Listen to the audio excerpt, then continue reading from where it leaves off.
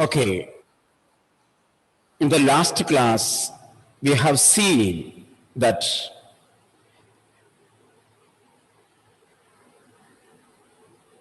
the basis of nature, any shape of nature, any shape of beauty, whether it is a sun, whether it is a moon, or a nature, or a tree, which may be a very young tree, or an old tree, a tree with leaves, or a dried tree, or a daffodils, a scene with daffodils, everything is a piece of beauty. And this beauty takes away, removes the mood of sadness from us. It creates joy.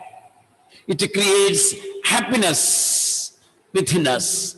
And this joy lives forever. It is increasing. And such are daffodils with the green world they live in.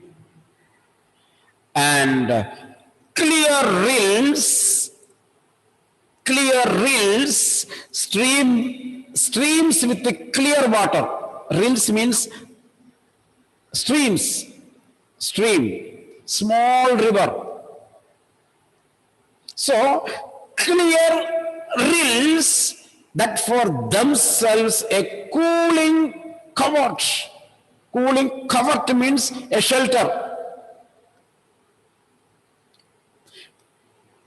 Cooling covert make against the hot season. You see, you people are going to Adrapalli or some other waterfalls during the summer season, and you lie down in the water on the rocks, and the cool water washes or flows over you, and you feel a joy. So here the poet says, near the cool streams, or near the streams which runs clean water, on the shore, on the bank, on the sides, there are beautiful shrubs and bushes, small trees, covered, shelter, a place where small shrubs and small plants are there. Since there is water, plants will be there.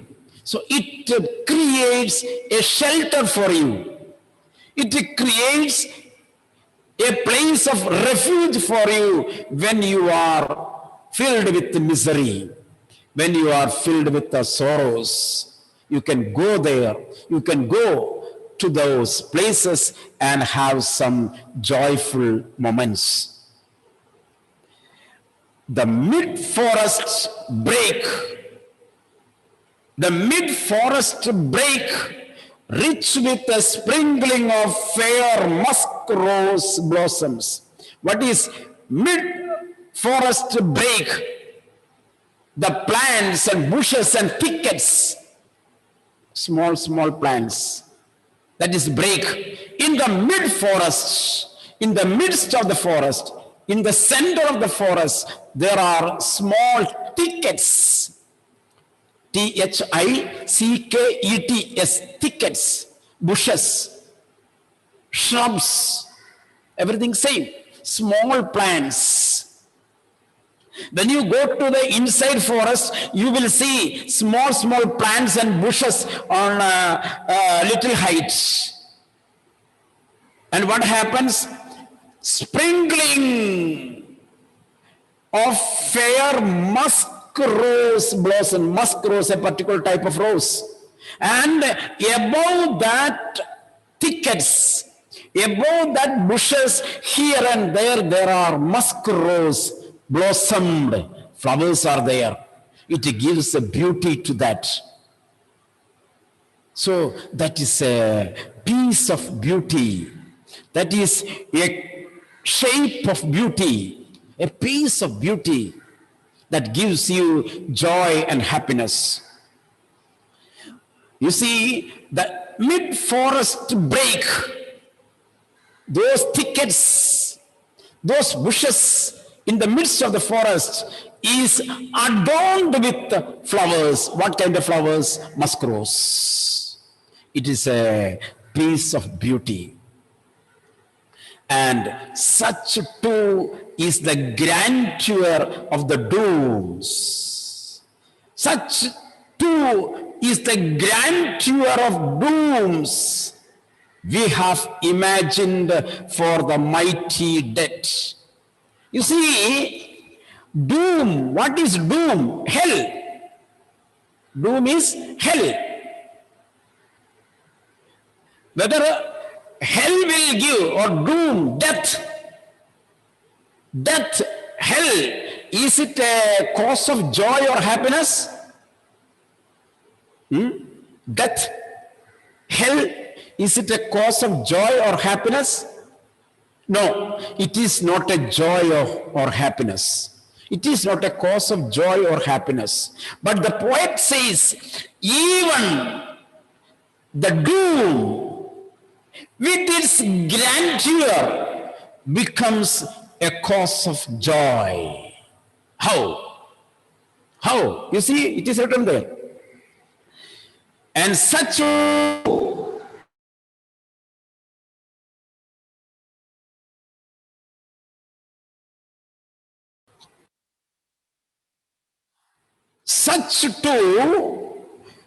is the grandeur of dooms. Such too is the greatness of tombs.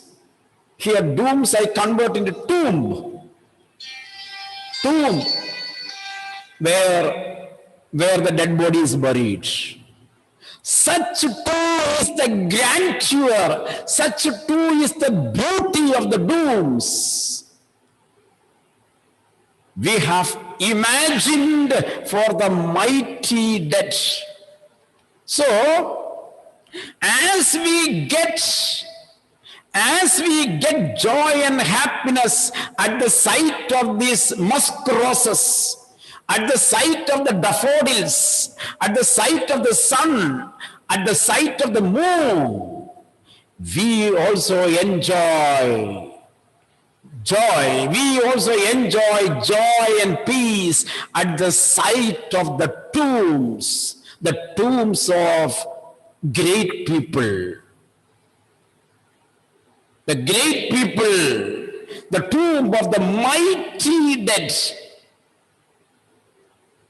You see, we very often go to the tombs for visit because they are great souls. For example, if you go to Rajkot, Delhi, the tomb of Mahatma Gandhi, Rajkot, will you go and you will cry there? People go and visit the tomb of Mahatma Gandhi, Rajkot, as a pride moment. They take the photos. When the great leaders of the nation come to India, they visit Rajkot as a pride moment. Grandeur of the tomb, that is also a thing of beauty. You see, the tomb of great people reminds us the greatness of the life, and it becomes a thing of beauty. So, such things of sadness, such things of pain, such things of mourning, M-O-U-R-N-I-N-G, such things of mourning becomes a thing of beauty because of its greatness. That is written there, you see. And such too is the grandeur of the dooms we have imagined, we have thought for the mighty dead. All lovely tales that we have heard or read, all lovely tales that we have heard or read, all the lovely stories, beautiful tales are pieces of beauty that increases the joy of our mind, that increases the joy of our heart. An endless fountain of immortal drink pouring unto us from heaven's brink. Underline. An endless fountain of immortal drink pouring into us from the heavens brink. You see, all these things of beauty creates joy and happiness, creates peace and happiness into your heart. And it makes you joyful, it makes you happy. Where from it comes?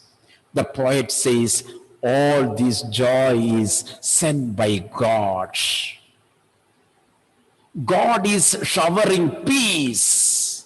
God is showering happiness. God is showering joy into you through the mediums of these shapes of beauty. God presents the sun in front of you. God presents a beautiful sun in front of you. And through the sun, God imparts, God gives you peace and happiness. Clear now? God brings the moon in front of you. Seeing the moon, you enjoy peace and happiness. God showers from his eternal bliss. God showers from his eternal joy. God showers from his eternal happiness to you a shape of beauty. God brings in front of you, God makes in front of you the musk roses. God brings in front of you the daffodils. God creates tombs as a piece of joy, piece of happiness in front of you. Ultimately, the poet brings to that point that God is the creator and God is the center. God is the point of happiness. God is the giver of your joy. That is why it never ends. It always increases. Once again, you read that line, last line. You see, an endless fountain of immortal drink. You are enjoying the immortal happiness, a happiness that has no end, immortal, without death, no death, ever living. Immortal means which has no death, which has no end, endless, deathless, immortal drink. If you drink this, you will have immortal happiness. Immortal happiness. The immortal drink comes only from God, because God is the only one who is immortal. All humans are mortals. Clear now? Human beings are mortals. Human beings have death. Only God has no death. So if you want to drink the immortal drink, what is immortal drink? Immortal happiness, immortal joy, endless joy. That should come from God. That should come from God. So, an endless fountain of immortal drink pouring unto you, pouring into you from the heavens edges, from the heavens places, from the heavens borders, it is coming to you. So this is the experience of Endymion while he was sitting under a tree when he was tired, seeing the beautiful Cynthia, the moon goddess. His meeting with the moon goddess took him to an ecstasy. E-C-S-T-A-C-Y. Ecstasy. E-C-S-T-A-C-Y. Ecstasy. Extreme spiritual experience. That is ecstasy. Ultimate spiritual ecstasy. Ecstasy is the moment where you get united with God. You get united with the spirituality. That is ecstasy. In that ecstasy, you become happy. You enjoy happiness. You enjoy God's presence. In the ecstasy, you enjoy God's presence. Here, Endymion enjoys God's presence. He enjoys all the joy, all happiness, all peace come from God. Whatever I see is a piece of joy. Clear now? This is the content of the poem, a thing of beauty. A thing of beauty. Whatever you see in this world, whatever you see, surroundings, everything is a thing of beauty. Okay, so you may write an appreciation of the poem. Write it. A thing of beauty. A thing of beauty makes the man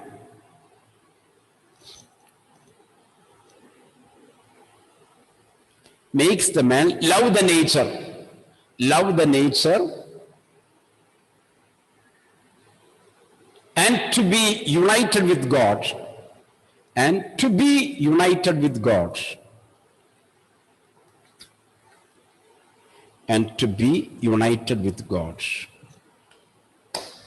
Explain or elucidate, E-L-U-C-I-D-A-T,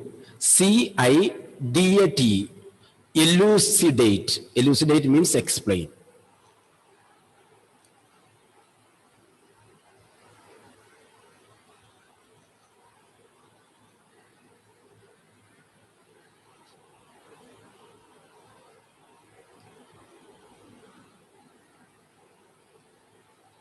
Okay, so that is over. Now we are returning to vistas. The second lesson.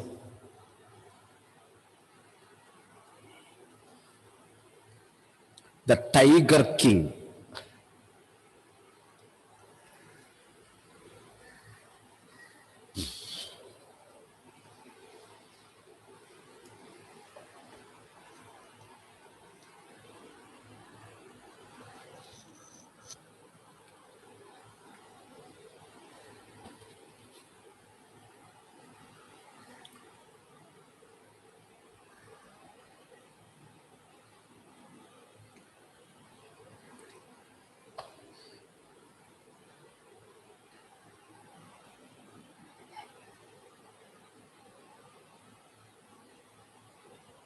Okay, so this is a very interesting poem of a king. Interesting story of a king. It can be like a children's story, very simple one, only to read and go. There is that only just to click what is the point, the rest of the things is easy. It is written by Kalki. Kalki is a pen name. Kalki is a pen name of a Tamil writer. Kalki is the pen name of a Tamil writer. Ramaswamy Krishnamurti. His real name is Ramaswamy Krishnamurti. Ramaswamy Iyer Krishnamurti. Ramaswamy Iyer Krishnamurti. That's the full name. He's a Tamil writer. He's a writer, he's a poet, he's a critic, a Tamil English writer. Various levels.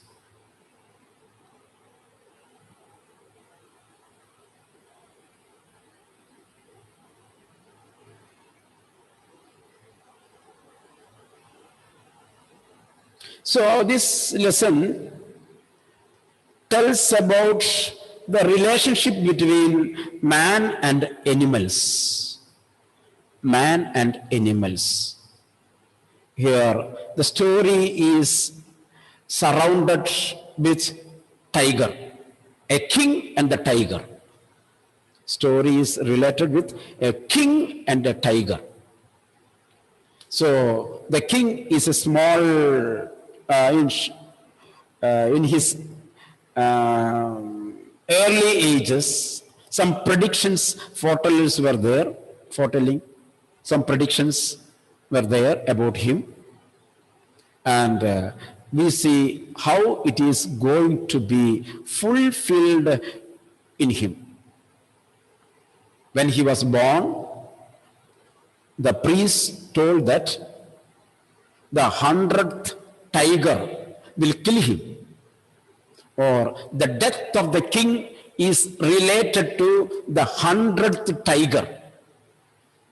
So if he fights with 99 tigers without a gun or without any weapon, nothing will happen to him.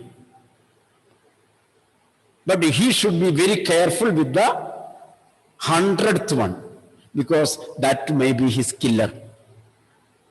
So this is a story related like that, and how the author has developed this story into that. Shubham, Tomlin, Sharath, what happened to you? Why should I tell you to always to switch on the video? What kind of habit it is? Shubham? Tomlin? Only four periods are there a day. Why couldn't you sit with videos? All others are with videos. And you are watching the video of others, and you have kept your video off. What is the meaning of that? Tomlin, Shubham. So, the Tiger King, written by Kalki, the Maharaja of Pradibandhapuram, name of a place, a country, a kingdom. The Maharaja of Pradibandhapuram is the hero of the story. He may be identified, he may be called, he may be known, he may be respected, he may be introduced as His Highness Jamedar General, an honorary title for the king. What is His Highness? His Highness Jamedar General, Major General. His Highness Major General. The king is addressed by this. Some others address Kiledar Major. Kiledar. Kiledar means powerful. Kila means strong fort. Lal Kila, red fort. So Kila in Hindi means a fort.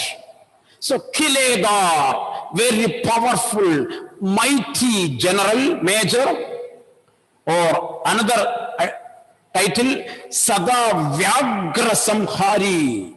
Vyakram is a dangerous animal.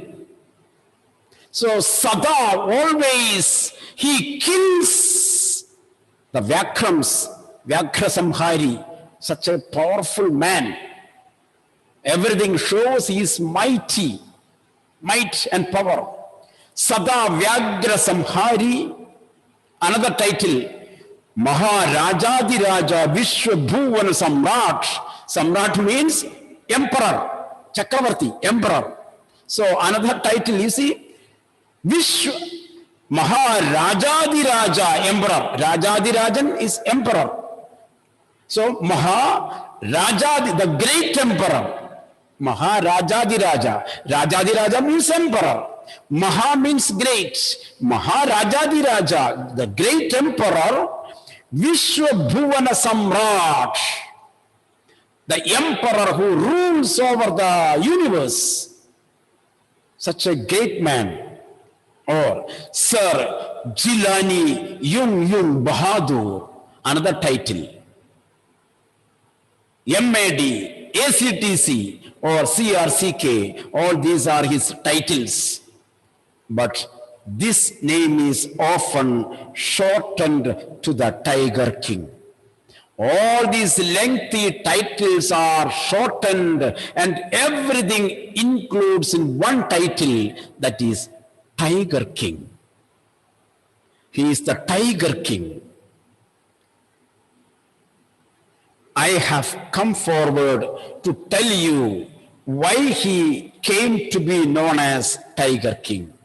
My purpose of this writing is to tell you why this powerful king, powerful emperor was known as Tiger King. I will tell you the story. I have no intention of pretending to advance only to end in a strategic withdrawal. I do not want to tell the reason at the beginning, because if I tell the reason, the story is over. So I do not want to tell the reason why he was called the Tiger King. I will not tell now. I will tell you at the end. Otherwise, with one sentence, the story will be over. I want to write a story. Even the threat of a Stuka bomber, a kind of bomber, will not throw me off track. If I have any kind of influence, Stuka bomber, any kind of influence, I am not willing to get away from my decision. I am going to narrate the story. Not in one word or one sentence, I will narrate it in a longer story. Right at the start, it is imperative, it is apt. Here imperative means it is apt, it is a right, R-I-G-H-T, it is right to disclose, open, reveal, disclose means reveal a matter of vital importance about the Tiger King. By the by, before entering into the story of the Tiger King, I want to tell you an important thing about the king.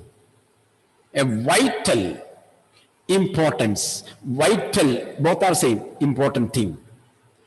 Everyone who reads of him, everyone who reads about him, everyone who reads him will experience a natural desire to meet a man of his indomitable courage face to face. Indomitable courage, unbeatable, undefeatable, indomitable, that much powerful. You cannot defeat him. Undefeatable, unbeatable.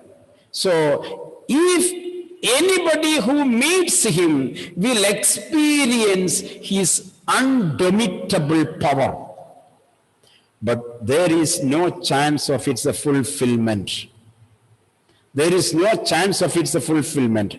As Bharata said to Rama about Dasharatha, the Tiger King has reached that final abode of all living creatures. In other words, the Tiger King is dead. The story writer Kalki says, The Tiger King was such a man of unbeatable, undomitable power. But even though he was such a powerful man, he had also had an end. He was mortal. He has death. And he went to the abode. He went to the final abode of all living creatures. Underline.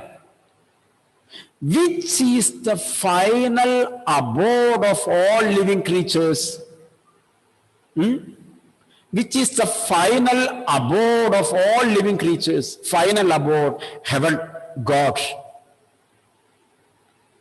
Ultimate aim of man is heaven. So, even though the Tiger King was such a powerful man, such a mighty man, he also died and reached heaven. The final abode, whether it is heaven or hell, the last end of man, he reached. That means the writer says its meaning is that he died one day. Don't think that he was away from death. No, he also died. And we are going to see how did he die. The manner of his death is a matter of extraordinary interest. If you think about his death, it gives us an extraordinary knowledge. It can be revealed only at the end of the tale. I will not tell you now. I will tell you at the end. The most fantastic aspect of his demise means death.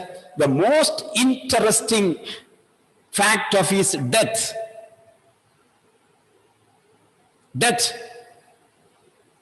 was that as soon as he was born, astrologers had foretold that one day the Tiger King would actually have to die. That is the most fantastic thing. His birthday wishes were he will die. Isn't it? Suppose you are born. Just after your birth, people come and say, your daughter will die one day. Is it a wish? People will not wish that. People will not wish death on the birth time. Later, some people may say, but on the time of birth, nobody will wish the child with death. This is the fantastic thing. At the time of his birth, astrologers, foretellers, prophets, people who foretell the future, astrologers, they foretold that to all the people they told, one day our king will die. Don't think that this king is immortal.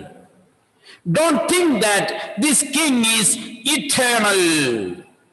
He is a man and he will die one day. This was his birthday greetings. Underline. The most fantastic aspect of his demise means death, was that as soon as he was born, astrologers had foretold that one day the Tiger King would actually have to die. He must die. He cannot overcome death. The child will grow up to become the warrior of warriors. It is true. He will become the warrior of warriors. He will become the great soldier over the soldiers. He will become the king of kings. He will become the emperor. He will become the, Samrat. He will become the Sada Vyagra Samhari. He will become the Maharaja Di Raja. He will become the great Samrat. He will become the Jamedar General. Everything he will become. But at last, he has to die. He must die. The death is awaiting him. The child will grow up to become warrior of warriors, hero of heroes, champion of champions, king of kings, king of kings. But they bit their lips and swallowed hard. They knew that the king will die, but they were helpless. They didn't have the courage to speak. If the people say that to the king that you will die, what will happen? On the next moment, your head will not be there on the neck. So they are afraid of the king, so they did not speak. But they bit their lips and swallowed hard. When compelled to continue, the astrologers came out with that. So, seeing that the astrologers bit their lips, but they were compelled, tell what is the matter, tell what is the matter. Then they spoke. This is a secret, underline, this is a secret which should not be revealed at all. Astrologers told it is a secret. We cannot reveal it. And yet we are forced to speak out. We should not speak out this secret, but you are compelling us. So we are compelled to speak out. Now underline, the child born under this star, a particular star, will one day have to meet its death. You see anything special? A child who is born under this star will have to die a day. All the human beings will die. So the astrologers told, a child who is born under this star will have to die. That means people believed that their king is immortal. People believed that their king long live, he shall not die. To those people, the astrologers say, if you think that your king is long live, here your king is eternal, to you we say, a man who is born under this star will have to die one day. The details of the prophecy, the details of astrologers' comments, we will see in the next class. Okay? Let you have a lunch time and have your lunch. Okay, thank you. Please remember the message. Please come and collect all the notes, records, and books by Monday, Tuesday, Wednesday.